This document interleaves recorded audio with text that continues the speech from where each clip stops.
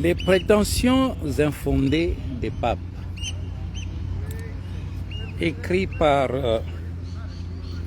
frère Ewald Frank et lu pour vous par le frère Dr Lotik Anselme Frank. Comme nous l'avons déjà exposé de façon convaincante, l'Église catholique date en effet d'environ 1600 ans et non pas de 2000 ans. Il n'est donc pas étonnant que pas une seule doctrine et pratique de cette Église soit en accord avec l'Église primitive. Les notions doctrinales telles que celles du baptême, du repas du Seigneur, de la repentance, sont restées cependant, elles ont une signification tout autre. Et dans la pratique, elles sont appliquées d'une manière complètement différente de ce qu'elles ne le furent dans le christianisme primitif. À aucun endroit des Saintes Écritures, il n'est question d'un pape, tout comme il n'est jamais non plus fait mention d'un successeur de Pierre, d'un vicaire de Christ ou d'une succession apostolique. On a fait violence à la vérité de certains passages bibliques pour justifier les prétentions tout à fait arbitraires en citant en particulier cette parole de Jésus dans Matthieu 16, verset 18. Et moi aussi, je te dis que tu es Pierre, Pétros, et sur ce roc, Pétra, je bâtirai mon assemblée, et les portes du Hadès ne prévaudront pas contre elle.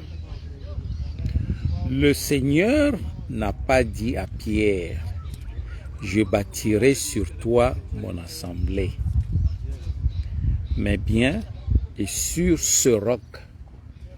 Le mot Pétros signifie pierre, mais l'Église, elle, devait être bâtie sur le roc Pétra. Quiconque veut prendre la peine de le faire peut lire en grec les passages de l'Ancien et du Nouveau Testament où il est question d'un roc, Pétra. Matthieu 7, verset 24, verset 25, Luc chapitre 6, verset 48, 1 Corinthiens chapitre 10, verset 4. Que le Seigneur du ciel ait fondé son Église sur un homme, même s'il ait été le plus grand des prophètes et des apôtres, est tout simplement absurde.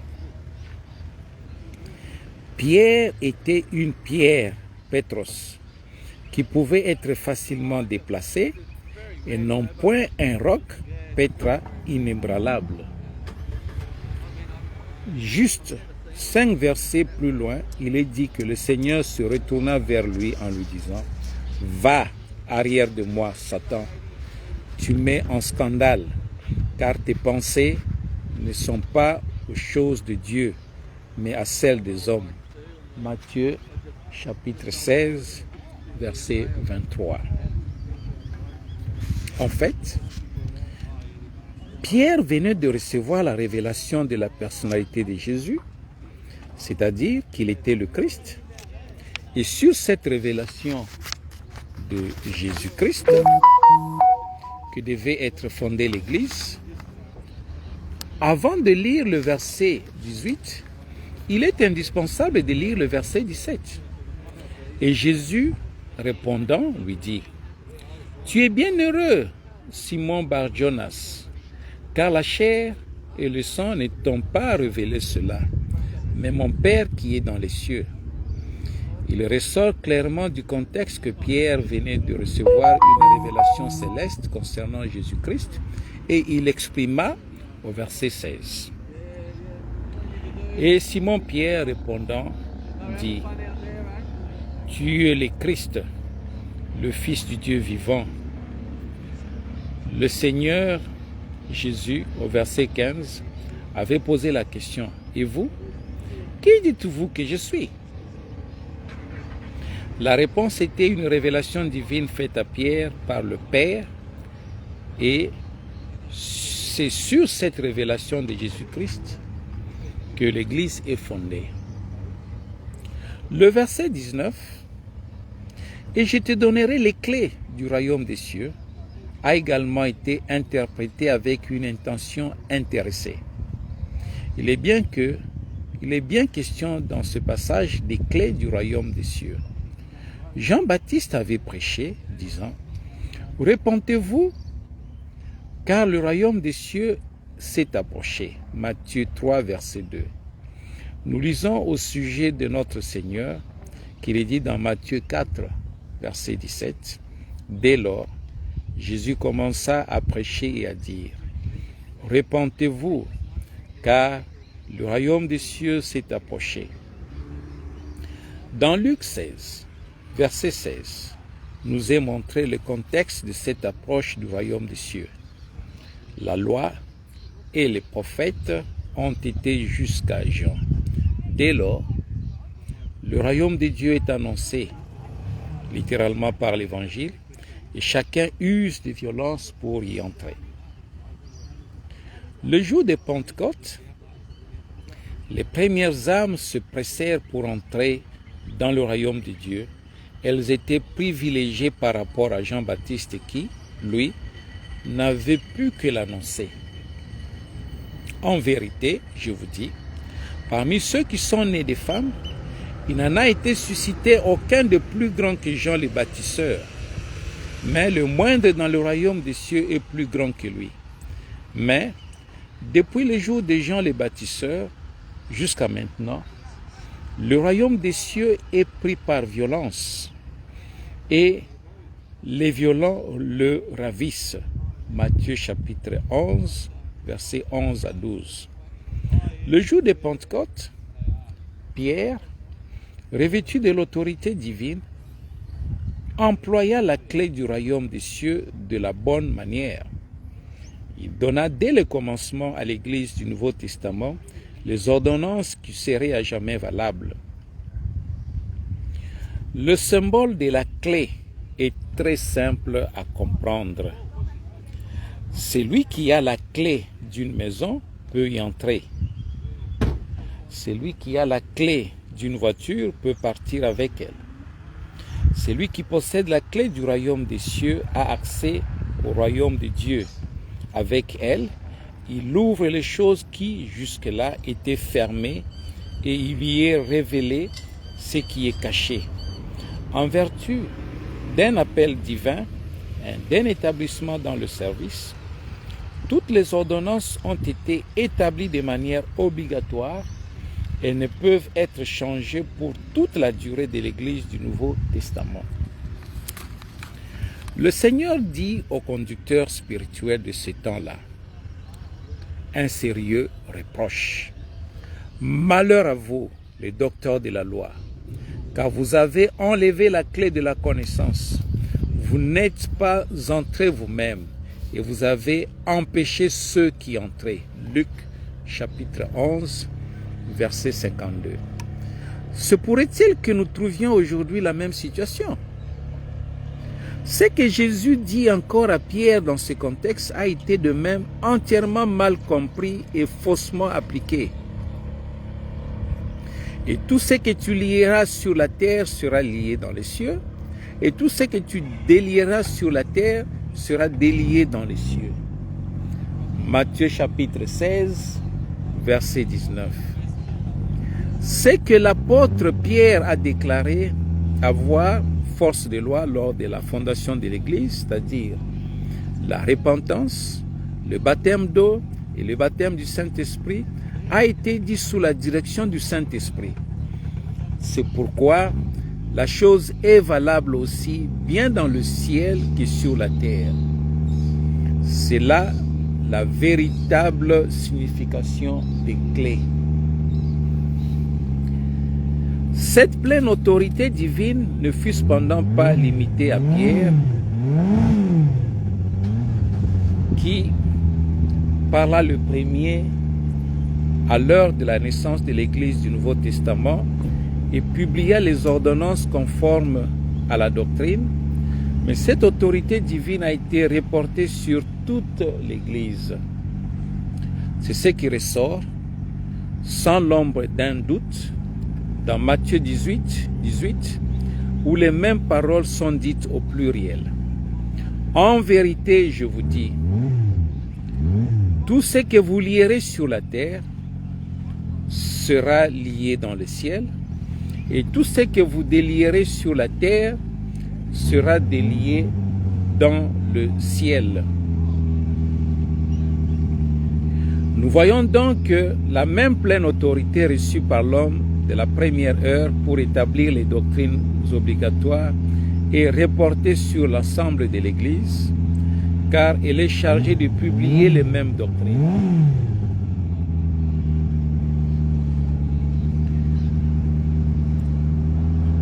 Comme on le voit clairement dans ce contexte, ceci est valable également lorsqu'il s'agit de mettre un avis à propos d'une circonstance touchant personnellement un croyant. Au cas où la personne concernée ne prenait pas garde à ce qui avait été arrêté par l'Église, conformément à la parole, elle était classée parmi les personnes incrédules. Cette toute-puissance divine n'est donc pas reliée à un seul homme, mais bien à l'ensemble de l'Église. Ainsi, elle ne doit pas être employée arbitrairement, mais uniquement en accord avec la parole de Dieu. Alors s'accomplit ce qui est écrit précisément dans le verset suivant. Je vous dis encore que si deux d'entre vous sont d'accord sur la terre pour une chose quelconque, quelle que soit la chose qu'ils demanderont, elle sera faite pour eux par mon Père qui est dans les cieux. Matthieu chapitre 18, verset 19.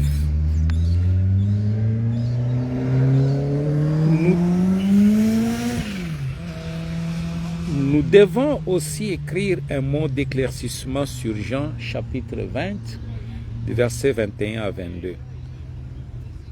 C'est là que le Seigneur dit aux apôtres, « Paix vous soit, comme le Père m'a envoyé, moi aussi je vous envoie. » Ayant dit cela, il souffla en eux et leur dit, « Recevez l'Esprit Saint. À quiconque vous remettrez les péchés, ils seront remis. À quiconque vous les retiendrez, ils seront retenus. » Ce passage de l'Écriture a aussi été totalement incompris et interprété d'une manière entièrement non biblique par l'Église romaine. Aucun homme n'a affaire avec le pardon des péchés, mais c'est Dieu seul qui nous les pardonne. Marc chapitre 2, verset 7. Lors d'une prédication, les hommes reçoivent par la foi en Jésus-Christ et par l'œuvre de rachat qu'il a pleinement accompli, la certitude que Dieu leur a pardonné. Il est évident qu'aucun homme ne peut se pardonner lui-même ce péché et il ne peut davantage pardonner les péchés d'un autre.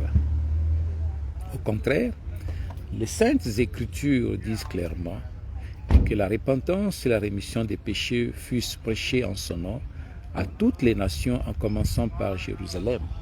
Luc chapitre 24, verset 47. Et vous, lorsque vous étiez morts dans vos fautes et dans l'incirconcision de votre chair, il vous a vivifiés ensemble avec lui, nous ayant pardonné toutes nos fautes. Colossiens chapitre 2, verset 13. Que signifie donc réellement ces déclarations faites au pluriel dans Jean chapitre 20, verset 23 ? À quiconque vous remettrez les péchés, ils sont remis. À qui donc était-elle adressée? Et dans quelles circonstances a-t-elle été faite? Indubitablement, cette parole s'adresse aux apôtres après la résurrection de notre Seigneur et c'est en rapport avec leur envoi dans le ministère. Il s'agit ici du péché commis contre un prédicateur de l'Évangile mandaté par le Seigneur. Alors que notre Seigneur Jésus accomplissait son ministère, Beaucoup ont péché contre lui en disant qu'il était Belzéboul et en les traitant de toutes sortes de choses. Mais lui répondit, c'est pourquoi je vous dis, tout péché et tout blasphème sera pardonné aux hommes. Mais le blasphème contre l'Esprit ne sera pas pardonné. Et quiconque aura parlé contre le Fils de l'homme, il lui sera pardonné. Mais quiconque aura parlé contre l'Esprit Saint, il ne lui sera pardonné ni dans ce siècle, ni dans celui qui est à venir. Matthieu chapitre 12, à partir du verset 31 et 32. Cela se rapporte donc au péché commis contre les hommes qui, depuis l'effusion de l'Esprit à Pentecôte, exercent un ministère mandaté par Dieu en vertu de leur vocation divine. Lorsqu'une personne blasphème contre un serviteur envoyé par Dieu, qui les persécute et les lapide, ce même serviteur peut lui pardonner ce péché. Jésus lui-même nous en a donné un exemple lorsqu'il dit « Père, pardonne-leur, car ils ne savent pas ce qu'ils font. » Luc 23, verset 34. Lorsqu'Étienne fut lapidé, il s'écria dans sa prière « Seigneur Jésus, reçois mon esprit. Seigneur, ne leur impute point ce péché. » Actes chapitre 7, versets 59 à 60. Mais par contre, si quelqu'un pêche contre l'action du Saint-Esprit, contre les dons de l'Esprit se manifestant à travers un envoyé de Dieu, en blasphémant contre cela, c'est alors un péché qui ne peut être pardonné, un péché qui est retenu contre lui. Un homme de Dieu ne peut pardonner qu'à celui qui a péché contre lui personnellement, comme cela est exprimé dans le Notre Père pour le pardon.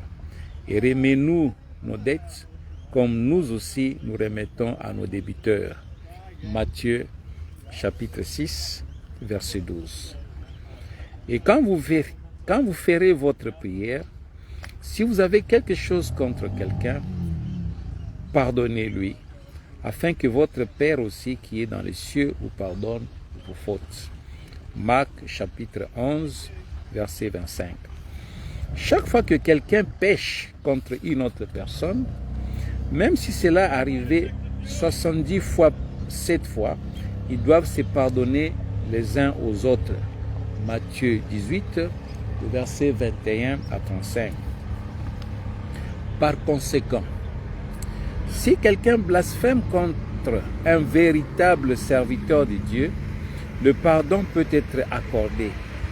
Mais si le Saint-Esprit est à l'œuvre au travers de cet homme et que quelqu'un blasphème contre cette action de l'Esprit, alors cela ne concerne nullement l'homme que Dieu emploie, car cette action est dirigée directement contre le Saint-Esprit. Par conséquent, le blasphémateur est coupable devant Dieu d'avoir commis le péché contre le Saint-Esprit, péché qui ne peut pas être pardonné et qui lui est retenu. C'est le péché à la mort conduisant à la séparation d'avec Dieu. 1 Jean chapitre 5, verset 16. Au demeurant, tout homme est pécheur devant Dieu, et c'est de lui qu'il reçoit le pardon de ses péchés et de ses fautes, car lui seul peut pardonner. C'est lui qui pardonne toutes tes iniquités. Psaume 103, verset 3. Bienheureux sont dont les iniquités ont été pardonnées et dont les péchés ont été couverts. Romains chapitre 4, verset 7. Je m'exprime d'une manière modérée lorsque je dis que la pratique de l'Église catholique romaine est non biblique. Tout au long de la vie de ses fidèles, de leur naissance à leur mort, cette Église leur déclare que leurs péchés sont pardonnés par son intermédiaire. Après leur mort, on communique solennellement à ceux qui sont restés que, malgré tous les sacrements, y compris l'extrême onction, celui qui est décédé se trouve dans le purgatoire. C'est là qu'il doit être purifié de ses péchés qui, cependant, lui ont été pardonnés tout au long de sa vie par les pratiques de sa religion.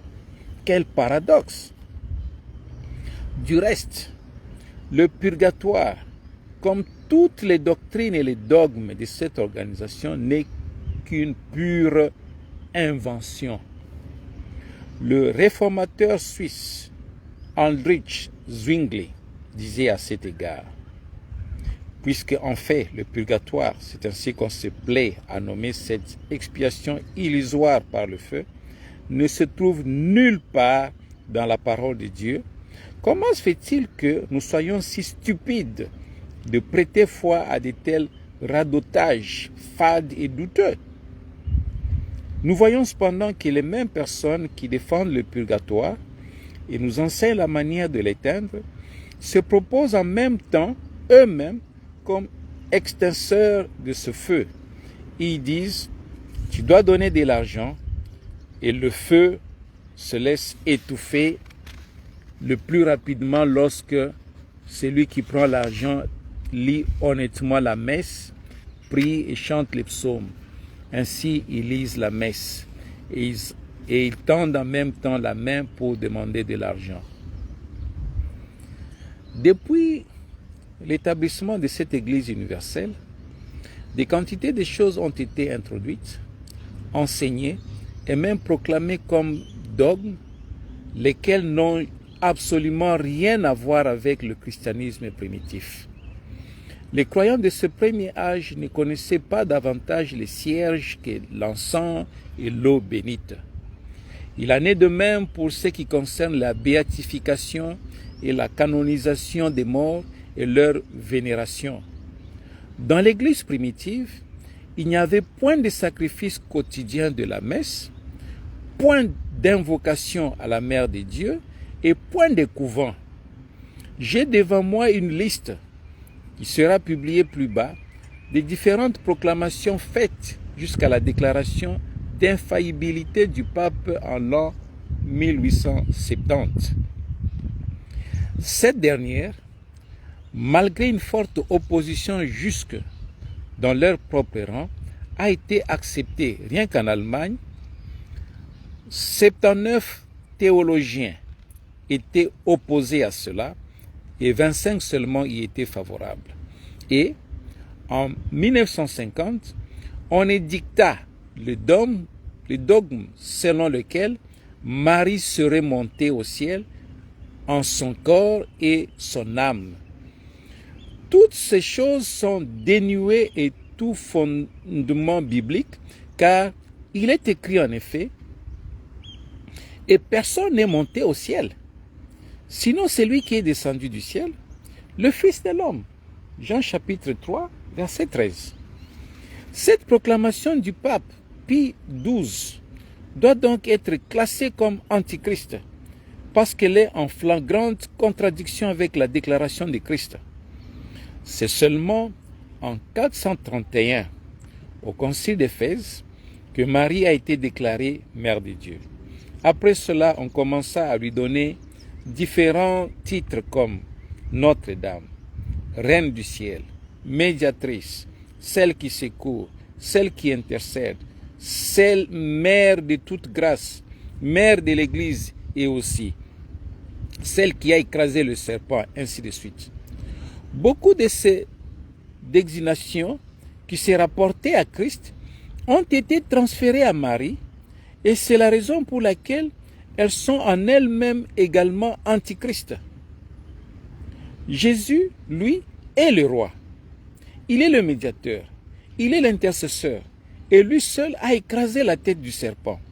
Si Marie avait tout cela, et qu'elle soit tout cela, et qu'est-ce donc que Christ peut bien avoir fait lui-même? Et qui est-il? Ce qui peut être retiré des décisions prises par les conciles, ainsi que des déclarations des papes, est exprimé d'une façon frappante par le réformateur Martin Luther. Les paroles qu'il a prononcées à la diète de Worms, le 18 avril 1521, sont entrées dans l'histoire. La raison pour laquelle je ne crois pas davantage au pape qu'au concile vient du fait qu'ils se sont souvent trompés et se sont emmêlés dans leurs propres contradictions. Si je ne suis pas convaincu par des témoignages écrits et par des arguments clairs, je le suis du moins par les témoignages des Écritures que j'ai citées moi-même et qui me tiennent prisonnier dans la parole de Dieu. Je ne peux pas me rétracter et je ne le veux pas non plus, car agir contre la conscience n'est pas sûr ni salutaire. Que Dieu me soit en aide. Amen. L'histoire rend témoignage de la faillibilité des papes. Jusqu'à la fin de la guerre de 30 ans, il y eut 245 papes. Parmi ceux-là, 24 étaient des antipapes.